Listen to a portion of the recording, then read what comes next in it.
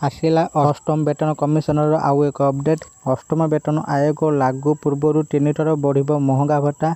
जानतु कौन कहते एक्सपर्ट। चलतु आज आम यही विषय पूरा डिटेल्स वीडियो माध्यम जाना। तेणु वीडियो को आरंभ करने पूर्व आपण समस्त को अनुरोध जो मैंने चैनल को एपर्यंत सब्सक्राइब करती एवं ही आम चैनल को सब्सक्राइब करूँ। आ वीडियो भल लगे वीडियो को लाइक शेयर कमेंट करूँ।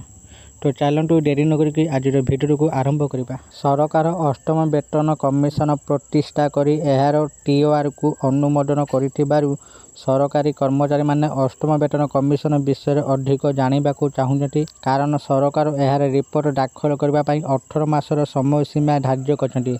एही समय डीए एचआरए एवं टीए भली भत्ता संपर्क में सबुठारु बड़ प्रश्न हेउची जे एही वृद्धि अष्टम वेतन कमिशन लागू हेबा पर्यंत जारी रहिबो कि। वर्तमान डीए 58% पहुंची। विशेषज्ञ माने विश्वास करती जे सप्तम वेतन कमिशन जारी रहिबा द्वारा आगामी 18 मास मध्य आउ 3 थर डीए वृद्धि होई पारे। जदि एहा हुए तेबे डीए प्राय 67% पहुंचो बोली आशा करा जाउछि। अष्टम वेतन कमिशन कार्यकारी हेबा पारे एही डीए को मौलिक डीए सहित मिश्रण करा जिवो, जहा नूतन दरमा गठन निर्णय करिवो।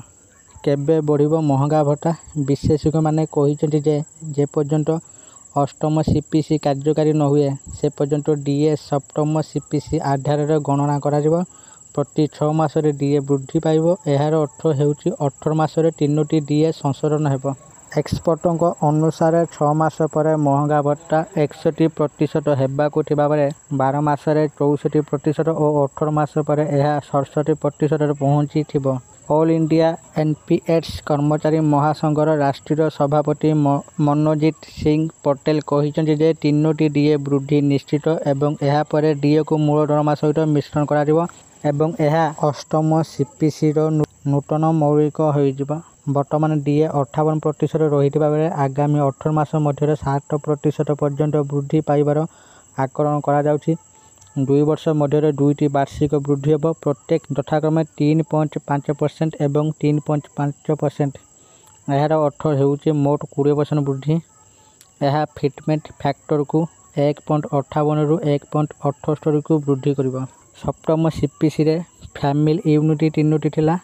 अष्टम सीपीसी टीओआर 3.6 सूचाई थाए एवं कमिशन प्राय 3.5 रे स्थिर होई पारे।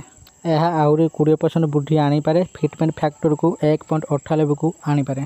यही संख्यार 15% मुद्रास्फीति फैक्टर जोड़िले फिटमेंट फैक्टर आकरण 2.13 को आसी थाए। मनोजीत सिंह पटेल अनुसार 3 डीए वृद्धि पर 2.13 फिटमेंट फैक्टर बहुत वास्तववादी। विशेषज्ञ माने भविष्यवाणी करिसेंति जे अष्टम सीपीसी कार्यकारी न होबा पर्यंत एचआरए टीए सीए एवं एफएमए समेत यही प्रमुख भत्ता गुड़िक वृद्धि पाइब। घर भर भत्ता एचआरए मौलिक डीए एवं डीए सहित जड़ित डीए बढ़िबा सहित एचआरए मध्य बढ़िबो। विभिन्न सहर रे हार बढ़िबार संभावना अछि। परिवहन भत्ता टीए अष्टम सीपीसी प्रोजेक्शन आधार रे टीए वृद्धि पाइबार संभावना अछि। किछि छोट एवं स्वतंत्र भत्ता मध्य काटी दिया जाय पारे। शिशु शिक्षा भत्ता सीए डीए 50% अतिक्रम करबा परे सीए वृद्धि हेबार संभावना अछि। छात्रावास सब्सिडी एवं अक्षमता भत्ता मध्य समीक्षा करा जाय पारे।